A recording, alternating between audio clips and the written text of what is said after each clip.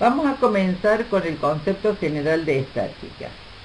La estática es la parte de la física que estudia los cuerpos sobre los que actúan fuerzas y momentos cuyas resultantes son nulas, de forma que permanecen en reposo o en movimiento no acelerado. El objeto de la estática es determinar la fuerza resultante y el momento resultante de todas las fuerzas que actúan sobre un cuerpo para poder establecer sus condiciones de equilibrio. Lo podemos ver acá en la imagen que tenemos de las dos esferas que están en equilibrio, o cuando se está tirando un objeto de manera con dos fuerzas, la cual con una resultante hace que tenga un movimiento no acelerado. Para estudiar la estática y para relacionarlo con la arquitectura, hemos tomado a este arquitecto cuyo nombre es César Pelli. Es un arquitecto argentino, nacido en la provincia de Tucumán, que estudió y se graduó en la Universidad Nacional de Tucumán. Posteriormente trabajó en nuestro país hasta el año 1952 y después se trasladó a los Estados Unidos. La obra, digamos, más importante que tiene César Pelli son las Torres Gemelas, las Petronas, en Kuala Lumpur, y que desde 1998 hasta el mediados del 2003 fueron los edificios más altos del mundo. Se destaca una búsqueda en ellos de elegancia, sobriedad en las líneas y en el intento de crear una imagen al mismo tiempo moderna y arquitectónicamente, digamos, impactante. Realmente es una obra donde la estática, el equilibrio, ha sido un gran trabajo para poder llegar a lograr semejante obra de arquitectura.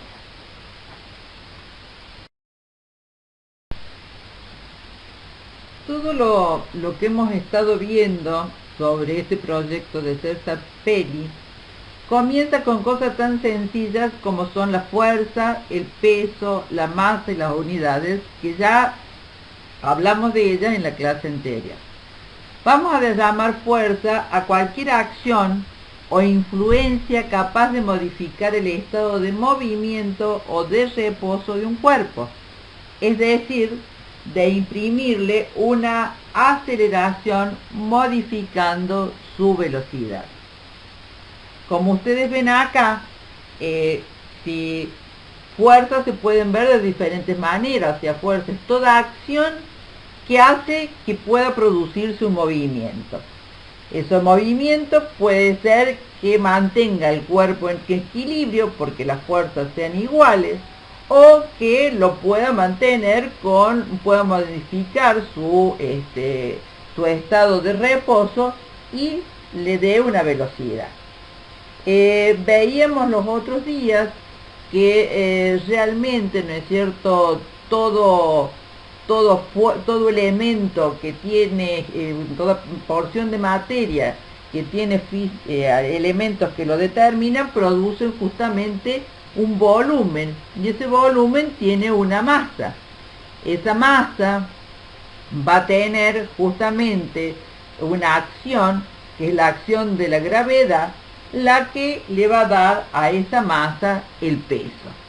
Acá vemos en esta obra de un arquitecto, Charles Wedgwood, que justamente tiene una figura geométrica con líneas muy puras, y que la masa, que está formada por diferentes materiales, como hemos dicho también anteriormente, que cada material tiene su densidad, esa densidad de los materiales va a dar que justamente entre todas las densidades va a dar la masa completa, y esa masa completa por la acción de la gravedad nos va a dar el peso. O sea que podemos decir que peso es igual a masa por gravedad, y masa es igual a peso sobre gravedad. También vamos a ver cómo son las unidades, en qué se miden.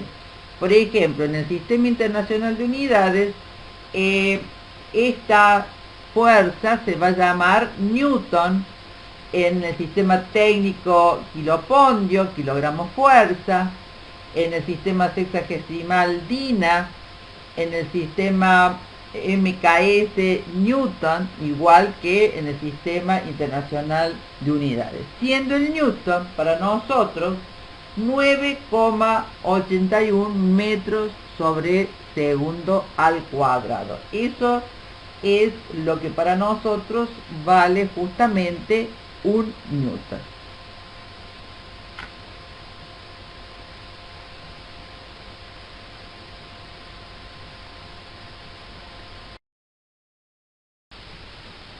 Vamos a ver ahora lo que son las leyes de Newton. Las leyes de Newton son tres. Tenemos la primera, que es la ley de la inercia. Esta ley dice lo siguiente: un cuerpo permanecerá en un estado de reposo o de movimiento uniforme a menos de que una fuerza externa actúe sobre él. Si vemos esta jugadora de tenis tiene en su mano justamente la pelotita de tenis, y esa pelotita de tenis estará en reposo, salvo que una fuerza de golpe la saque de ese estado y haga que pase del estado de reposo al estado de movimiento. Y ese movimiento será un movimiento uniforme hasta que otra fuerza actúe sobre él. La segunda ley de Newton dice lo siguiente: siempre que una fuerza actúe sobre un cuerpo, produce una aceleración en la dirección de la fuerza, que es directamente proporcional a la fuerza, pero inversamente proporcional a su masa.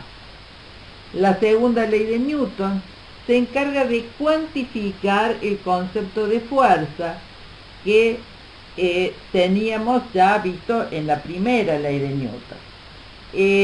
Acá tenemos entonces que fuerza es igual a masa por aceleración.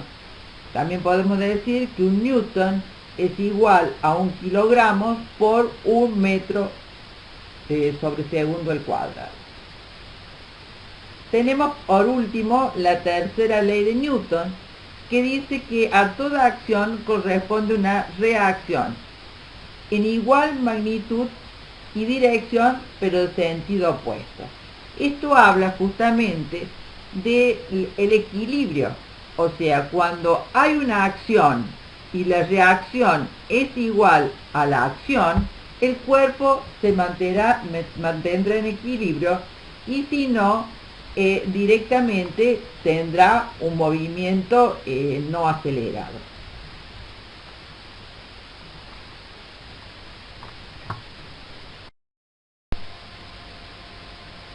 Pasamos ahora al concepto de diagrama de cuerpo libre.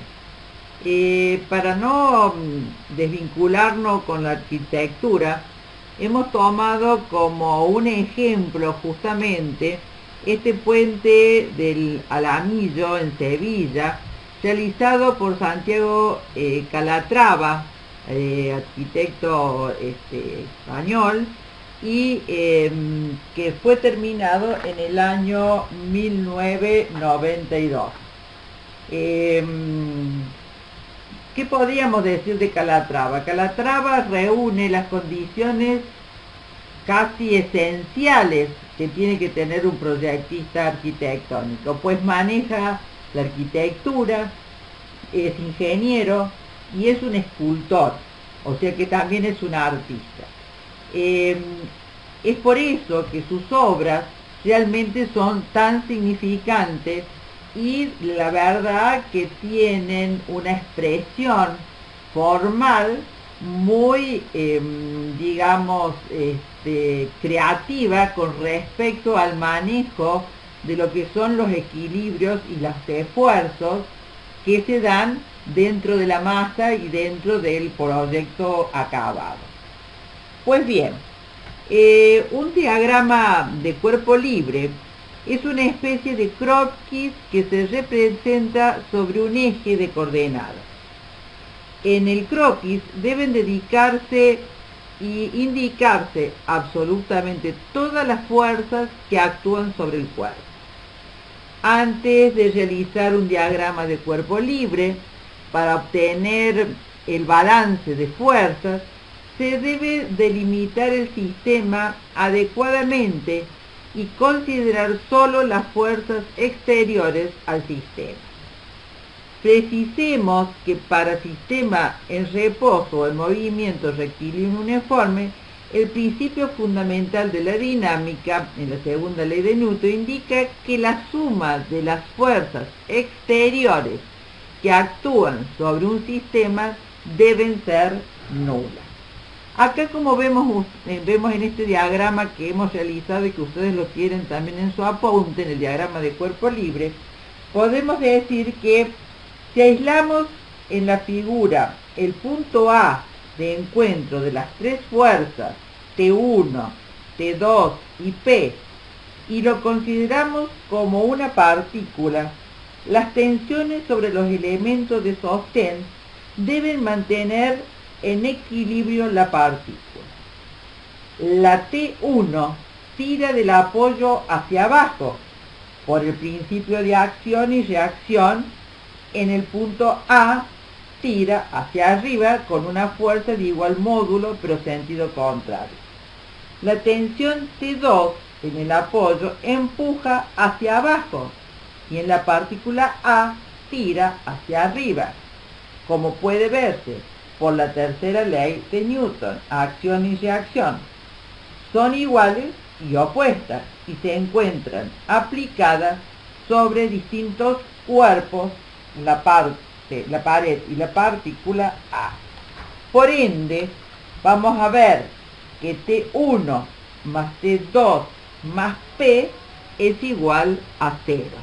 Y lo que nosotros necesitábamos en estática era justamente que la suma de todas las fuerzas fueran igual a 0 para que el cuerpo estuviese en equilibrio.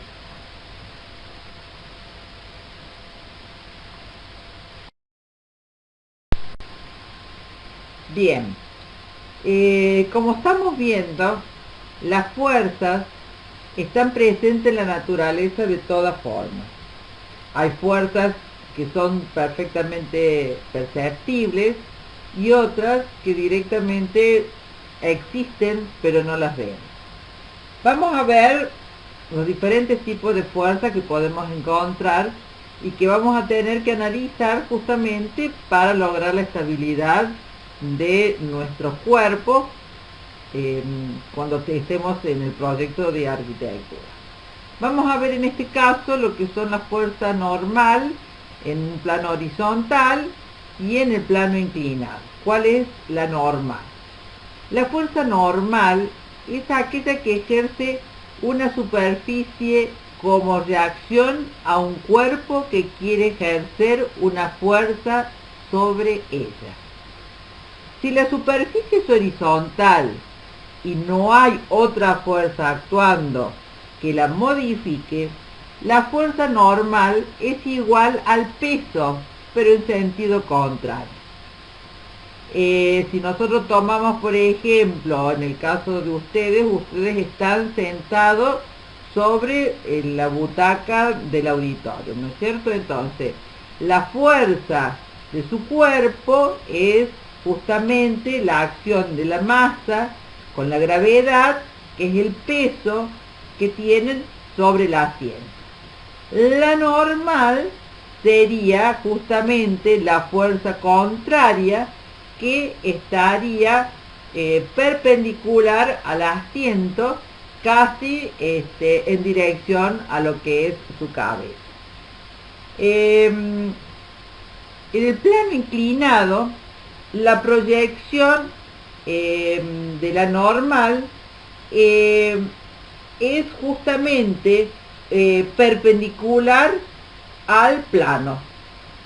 Si bien la fuerza o el peso seguramente va a tener que, digamos, descomponerse, La fuerza normal va a ser la proyección de ese peso teniendo en cuenta la inclinación del plano.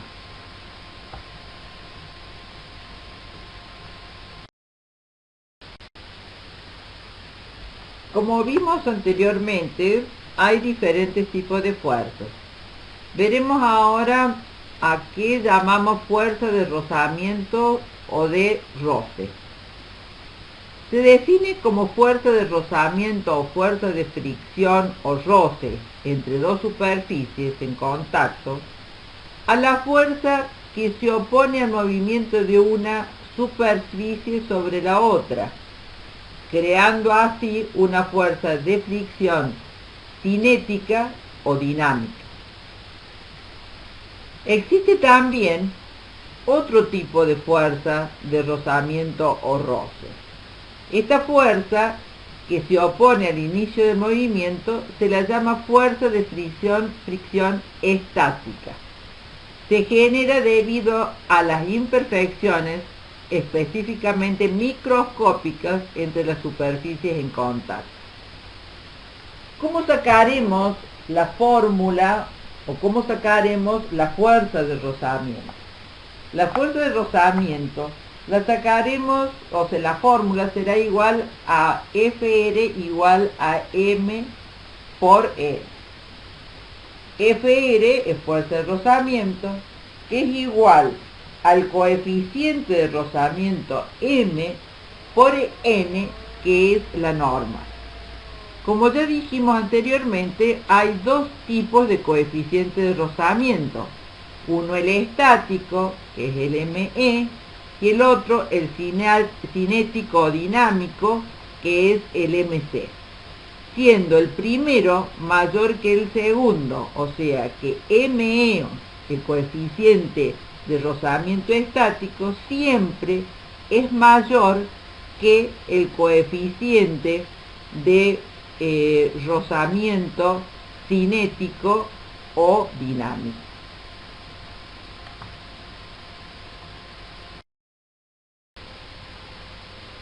Si hay algo que es importante en nuestra actividad como arquitectos, es que nuestros edificios se mantengan en equilibrio, o sea que es el equilibrio de los cuerpos.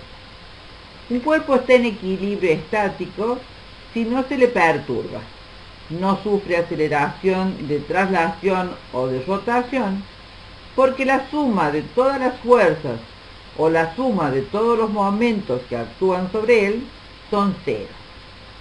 Sin embargo, si el cuerpo se desplaza ligeramente, son posibles que sucedan tres resultados o tres cosas. A. Que el objeto regrese a su posición original, en cuyo caso se dice que está en equilibrio estable. B. Que el objeto se aparte más de su posición, en cuyo caso se dice que está en equilibrio inestable. Y C. Que el objeto permanezca en su nueva posición, en cuyo caso se dice que está en equilibrio neutro o indiferente. Cualquier tipo de estas situaciones se tienen que prever en la etapa proyectual, justamente para velar por la vida de nuestras obras.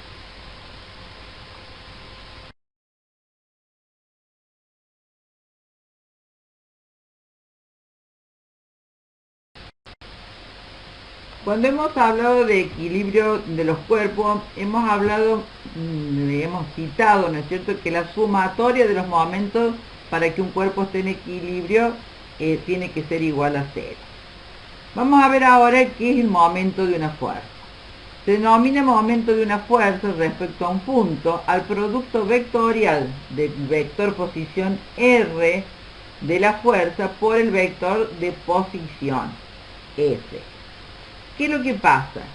Que si nosotros vemos en la figura, vamos a ver que tenemos un punto O, un vector R y una fuerza S. En definitiva, el momento va a estar dado por la acción de la fuerza F por el brazo de palanca que tenemos desde O hasta donde comienza la fuerza F en el vector R. Vamos a decir que es una acción o una fuerza que intenta girar justamente una pieza. La fuerza que nosotros normalmente, o la fórmula que utilizamos, es que el momento de una fuerza es igual a R por F, siendo M el momento que se va a dar en el punto O, teniendo en cuenta la fuerza F por la distancia, que es la distancia entre O hasta donde termina en R la acción de la fuerza F, como ven ustedes en la figura. Lo que ustedes ven acá en la animación es lo que pasa con el momento de una fuerza, y lo que ven de manera estática es justamente las componentes que tiene un momento para poder ser realizado. El momento puede ser negativo o positivo, y esas son convenciones. Normalmente el movimiento positivo es antihorario y el movimiento negativo es horario, pero generalmente hay una convención, o sea que antes de realizar un problema se dice cómo vamos a tomar los.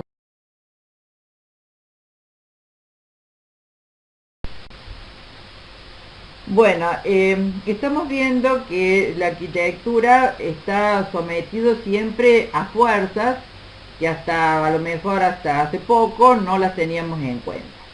Estas fuerzas, ya hemos visto que son sistemas de fuerzas, que hay sistemas de fuerzas en las cuales uno las tiene que igualar, hacer también que sean equivalentes, tenemos que sacar resultantes, tenemos que sacar equilibrantes, justamente para lograr el equilibrio de nuestros edificios. Vamos a decir lo siguiente: si sobre un cuerpo actúan varias fuerzas, se pueden sumar las mismas de forma vectorial, como suma de vectores, obteniendo una fuerza resultante, es decir, equivalente a todas las demás. Si la resultante de fuerzas es igual a 0, el efecto es el mismo que si no hubiera fuerzas aplicadas. El cuerpo entonces se mantiene en reposo o con movimiento rectilíneo uniforme, es decir, que no modifica su velocidad. Si nosotros tomamos, por ejemplo, la imagen que tenemos acá a nuestro frente, veremos que están dos fuerzas, F1 y F2, que una tendrá 30 grados hacia la derecha y la otra tendrá 110 grados hacia la izquierda, y que tenemos que sacar la resultante. Son dos fuerzas concurrentes, las cuales hay que sacar la resultante. ¿Cómo sacamos la resultante de esa fuerza? Muy sencillo. Trasladamos mediante un sistema gráfico la fuerza F2 hasta el punto F1, FR, y la fuerza F1 hasta el punto F2, FR. De esa manera vamos a tener un paralelogramo donde llegaremos a lograr su resultante, teniendo que es justamente uniendo el punto de donde se juntan las dos fuerzas en F2 y F1 y donde se juntan justamente las dos proyecciones. Esa FR que ustedes ven en color rojo es la resultante. Pero ¿qué sucede con esa resultante? Esa resultante nos está diciendo que el cuerpo está tirado hacia arriba y hacia la derecha, pero va a tener un movimiento hacia ese lado porque la resultante va hacia ese lado. Entonces acá viene lo que nosotros tenemos que lograr para que el cuerpo se mantenga en equilibrio, y es lograr la equilibrante. Si se fijan en la figura de abajo, vamos a ver la F2 en color azul, la F1 en color verde y la F en color rojo, que es la resultante, sacada de la misma manera con el sistema del paralelogramo como lo vimos recién. ¿Qué sucede? Esta figura también tendría un sentido de movilidad hacia la derecha y hacia arriba. Por ende, nosotros tenemos que agregarle una F3 que va a ser la equilibrante, que va a ser una fuerza que tenga el mismo módulo que la resultante, que esté en la misma línea de acción, pero que tenga sentido contrario. En este caso, al tener sentido contrario, va a evitar justamente la movilidad que ejercería la resultante de la pieza hacia la derecha y hacia arriba. En este caso, así esa F3 lograría el equilibrio de la pieza. Mirando en este modo analógico, ¿no es cierto?, que hemos tomado acá de arquitectura y diseño industrial, vemos que cualquier pieza está sometida a un montón de esfuerzos, una serie de esfuerzos que el arquitecto o diseñador tendrá que, digamos, desenmarañar para lograr justamente cuáles son las resultantes. En este caso, la resultante sería la que lleva toda la fuerza hacia el plano de sustentación o el piso, y el piso va a devolver justamente con una fuerza de una acción equilibrante de sentido contrario, pero de la misma, digamos, unidad, para mantener un equilibrio. En este caso sería lo que nosotros ya hemos visto anteriormente como el efecto de acción y reacción, como la tercera ley de Newton. Pasamos ahora a ver el tema de composición de varias fuerzas concurrentes a un punto y también el de polígono de fuerzas. Observemos la imagen que está a la derecha superior, donde hay un sistema de fuerzas concurrentes llamado F1, F2, F3 y F4. ¿Cómo sacamos la resultante de ese sistema? Lo que hacemos es, en el plano, poner una fuerza detrás de la otra con su módulo, su sentido y su dirección. Así vamos a ver que F1 va a estar seguida de F2, de F3 y de F4. Todas tienen el mismo módulo, el mismo sentido y la misma dirección. El sistema queda abierto. Al quedar abierto, la resultante va a ser la recta que una justamente el comienzo de F1 con el final de F2. Esa resultante es la resultante de todo este sistema que tenía de fuerzas concurrentes, que tiene un módulo diferente a todas ellas y un sentido particular, porque es justamente la que cierra justamente este polígono de fuerza. Otra forma de poder lograr sacar las resultantes es cuando hablamos del polígono funicular. El polígono funicular puede ser abierto, en cuyo caso el sistema de fuerzas es estáticamente equivalente a una única fuerza resultante. Puede ser cerrado, siendo el primero y el último lado paralelos, aunque no coincidentes. En este caso, la fuerza resultante es cero y el sistema de fuerzas equivale a un par. O también puede ser cerrado de otra forma, siendo el primero y el último lado coincidente, en el caso que la fuerza resultante y el momento resultante es nula. Veamos acá en la figura derecha inferior cómo podemos lograr un sistema de polígono funicular donde justamente la resultante es nula. Acá vemos 5 fuerzas, que 2 son hacia arriba, como es la fuerza F1 y la F5, y 3 son hacia abajo. Tenemos la F2, la F3 y la F4 que son hacia abajo. Todas las fuerzas tienen no solamente sentidos diferentes, sino también direcciones diferentes. ¿Cómo logramos hacer este polígono funicular? Primero unimos el comienzo de la F1 con el comienzo de la F5, que son las dos fuerzas que van hacia arriba pero que no son paralelas. Luego que unimos eso sobre esa recta, nosotros vamos a, en el plano, diagramar, igual que hicimos antes, todas las fuerzas con su módulo y su sentido. Es así que todas su comienzo y su final terminen en un punto que se va a llamar el punto P. Así tomamos, por ejemplo, la F2 y la trasladamos en el plano con el módulo y el sentido que tiene. Por otro lado, seguimos con la F3 y seguimos con la F4. de la misma manera que lo habíamos hecho en el caso anterior. Pero ¿qué pasa? Todas estas fuerzas tienen sentido hacia abajo, mientras que la F1 y la F5 tienen sentido hacia arriba. Entonces acá tenemos que desde el punto de la F4 vamos a colocar la F5 con su sentido, con su módulo, pero que es hacia arriba. Y de ahí vamos a colocar la F1 con su módulo y su sentido, que por la forma que tiene llega justamente al inicio de la fuerza 2. Si nosotros vemos, todas las fuerzas desde su comienzo hasta su inicio terminan en un punto llamado P, que en definitiva es el punto del polígono funicular. En este caso que nosotros vemos, el sistema del polígono funicular es cerrado, ya que las fuerzas azules se contraponen a las fuerzas rojas y todas forman un sistema cerrado, por lo cual la resultante justamente es nula. Bueno, hasta ahora hemos visto cómo las fuerzas pueden hacer cambiar la posición de un cuerpo, pero o sacarlo de su estabilidad, pero también las fuerzas inciden en el interior de la materia.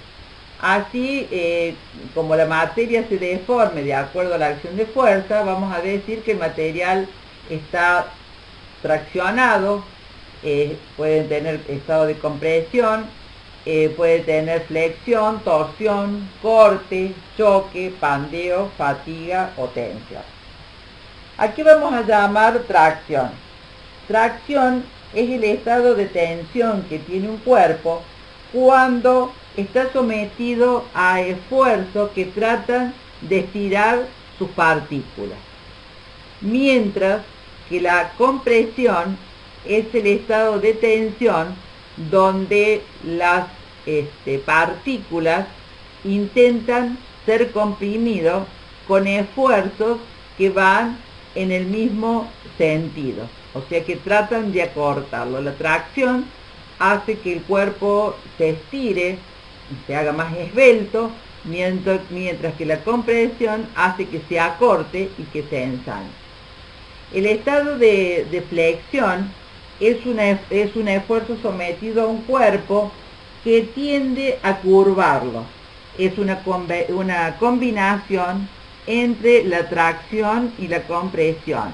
En el estado de flexión, las fibras de arriba se comprimen y las de abajo se estiran. En el estado de torsión se aplican fuerzas que van en sentido contrario y que intentan hacer girar la pieza, logrando que las partículas tomen una forma de torniquete. En este caso va a haber partículas también que se van a extender o alargar y otras que se van a comprimir. El caso del corte es el estado de tensión en el cual las partículas del material perteneciente a dos secciones próximas ante sí se deslizan en direcciones opuestas según un plano que corta el cuerpo. El pandeo tiene lugar cuando un cuerpo de sección reducida con respecto a su longitud está sometido a un esfuerzo de compresión en el sentido de su eje longitudinal, que produce un cambio brusco de forma y lo curva. El choque es la aplicación de una fuerza repentina, más o menos grande, que hace que el cuerpo justamente tenga un impacto. La fatiga se denomina a la deformación de un material sometido a cargas repetitivas y variables, como vemos acá en la figura, o sea, un material cuando ha sido sometido a cargas repetitivas directamente colapsa, por ende se fatiga. Por último, tenemos lo que es la tensión, que es el estado de todo elemento de tensión que tiene cualquier cuerpo, que está llevado justamente por el alargamiento o el acotamiento de la pieza de acuerdo a lo que soporta por unidad de superficie.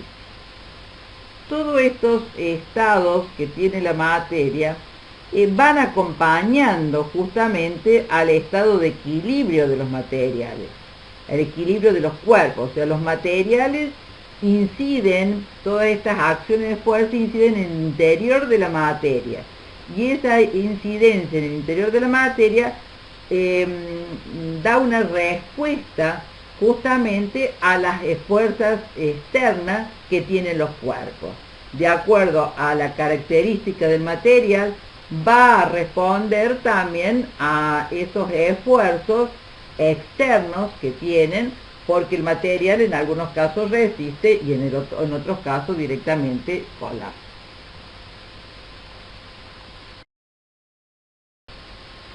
Vamos a ver ahora el concepto de potencia. Potencia es el trabajo realizado en la unidad de tiempo, o sea, es cociente entre el trabajo realizado y el tiempo empleado. La potencia tiene que ver con el trabajo y con el tiempo empleado, o sea que vamos a utilizar la unidad de trabajo realizado, que es kilográmetro, sobre tiempo. Y la fórmula siempre va a ser T mayúscula, que es el tiempo realizado, sobre T minúscula, que es el tiempo empleado. La unidad de potencia es el kilogramo metro segundo, y en el sistema técnico, si hablamos del trabajo de 75 kilogramos, resulta justamente en un segundo, resulta a lo que nosotros normalmente llamamos a un caballo de vapor o un HC.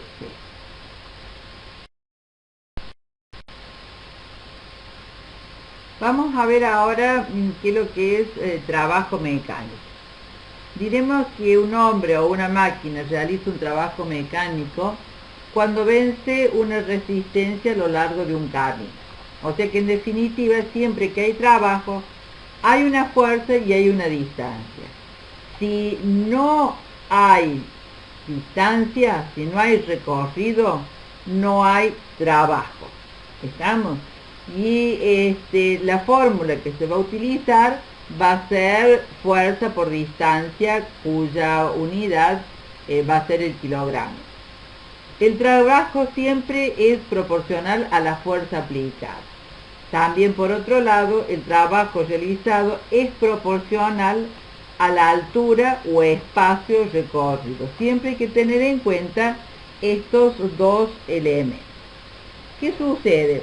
Muchas veces el trabajo puede ser que sea un trabajo que lo recorramos en un sentido lineal, y otras veces es que el esfuerzo, ¿no es cierto?, la fuerza no tenga la misma dirección que el camino recorrido.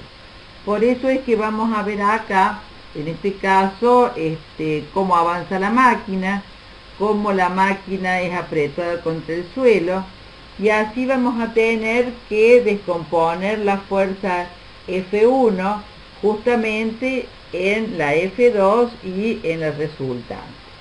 Es así que T1 va a ser igual a T1 por distancia, T2 va a ser igual a F2 igual a 0. T1 es igual a T. T1 es igual al F por coseno de I, y T igual a F por distancia por coseno de I. En este aspecto nosotros tenemos que recordar justamente las funciones de seno, coseno y tangente que estamos viendo en la pantalla y que seguramente también la van a ver ustedes en matemáticas.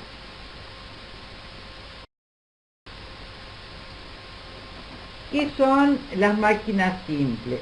Se denominan máquinas simples a todo dispositivo en tanto que la energía que se suministra como la que se produce se encuentran en forma de trabajo mecánico, y cuyas partes están conformados por componentes sólidos y rígidos. Así son máquinas simples las palancas, como son las palancas de primer género, las que ustedes están viendo acá, donde se utiliza justamente para disminuir el trabajo mecánico.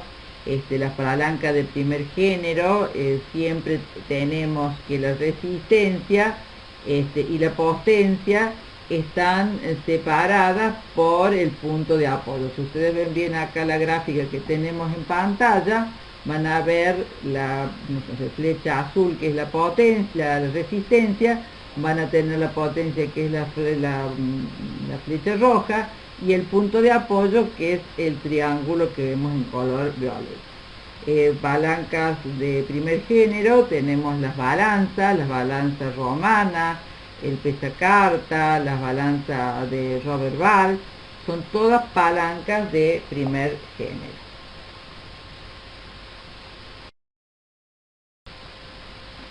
Siguiendo con las palancas, veremos la de segundo género y la de tercer género.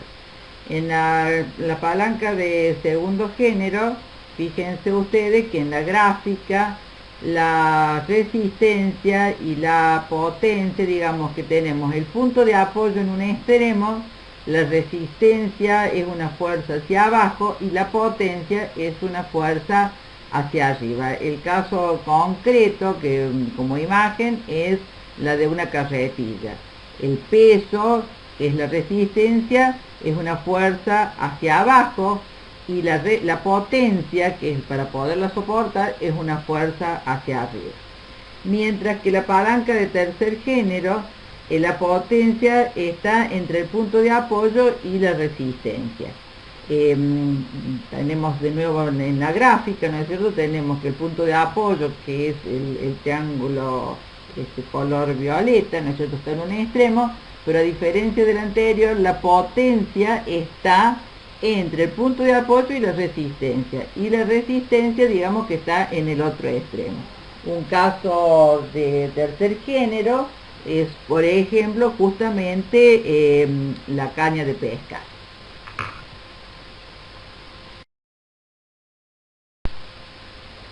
Dentro de las máquinas simples vamos a ver también lo que son las poleas. La polea es un disco o rueda canalada que tiene un tensor que ayuda justamente a disminuir el trabajo mecánico. Vamos a decir que vamos a encontrar dentro de nuestro medio aparejos potenciales y aparejos factoriales. Vamos a definir el aparejo potencial como el conjunto de dos o más poleas móviles y una fija dispuestas consecutivamente. ¿Cómo sacamos la potencia justamente de un aparejo potencial? Y la potencia se saca con la carga dividido 2 elevado al número de poleas que tenga el sistema. Por otro lado, vamos a tener el aparejo factorial, que es el sistema formado por dos o más poleas móviles reunidas en una sola armadura y un número igual de poleas fijas, también en una sola armadura. Depende, digamos, del grupo de poleas móviles que tenga o de la característica que tenga el aparejo factorial. ¿Cómo sacaremos la potencia en este aparejo factorial? La potencia se va a sacar teniendo en cuenta la carga total que vamos a tener, con la que vamos a trabajar, dividido 2 por el número justamente de poleas. En un caso el potencial es elevado al número de potencia y en este caso es por el número de potencia. Tenemos que tener en cuenta que todas estas máquinas simples son necesarias conocerlas porque en definitiva son la ayuda cotidiana en el trabajo de la obra, y no solamente, sino que también son sistemas que los vemos trabajar en muchos elementos dentro de las instalaciones de los edificios. Siguiendo con las máquinas simples, para conocimiento general de todos ustedes, veremos otros elementos que son muy importantes que conozcamos porque lo vamos a manejar en la tecnología y porque ayudan continuamente a facilitar el trabajo mecánico. Así van a ser las ruedas, ejes y engranajes. en donde van a estar en muchísimos mecanismos que tienen ascensores y otros elementos en los edificios, los planos inclinados, que también sirven para trabajar y para conducir muchas veces los trabajos en la obra, entendiendo cómo este plano inclinado disminuye el trabajo mecánico, los tornillos, las cuñas, todos elementos que son justamente máquinas simples que facilitan continuamente el trabajo mecánico y que tendremos que tener en cuenta como conocimiento también dentro de la arquitectura y el diseño industrial. Para terminar esta clase, donde combino la estática con el mundo natural y la física, he tomado esta casa llamada la Casa de las Cascadas. Era la residencia de Kussmaul, de la familia Kussmaul, hecha por Frank Lloyd Wright entre los años 1936 y 1939. En esta justamente vemos cómo el diseñador ha logrado el equilibrio de la forma con su vuelo creativo, conociendo justamente el manejo de la estática y de las fuerzas que los materiales y las formas pueden hacer con la materia. En este caso es un caso palpable donde no solamente se ha trabajado la estructura, sino que se ha trabajado la estructura inserta en el mundo material y donde el conocimiento de la física ha sido muy importante.